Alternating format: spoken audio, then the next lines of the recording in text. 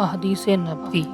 آپ صلی اللہ علیہ وآلہ وسلم نے فرمایا، جو شخص شب قدر ایمان کے ساتھ محض ثواب آخرت کے لیے ذکر و عبادت میں گزارے، اس کے گزشتہ گناہ بخش دیے جاتے ہیں۔ آپ صلی اللہ علیہ وآلہ وسلم نے فرمایا کہ جو شخص اللہ کی راہ میں جہاد کے لیے نکلا، اللہ اس کا ضامن ہو گیا۔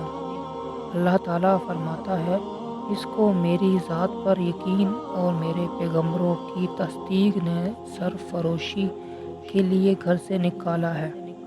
میں اس بات کا ضامن ہوں کہ یا تو اس کو واپس کر دوں ثواب اور مال غنیمت کے ساتھ، یا شہید ہونے کے بعد جنت میں داخل کروں۔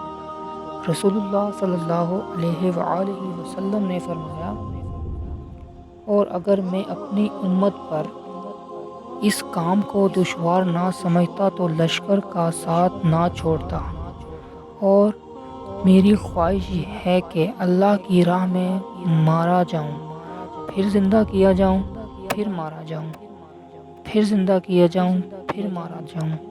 آپ صلی اللہ علیہ وآلہ وسلم نے فرمایا، جو کوئی رمضان میں راتوں کو ایمان رکھ کر اور ثواب کے لیے عبادت کرے، اس کے اگلے گناہ بخش دیے جاتے ہیں۔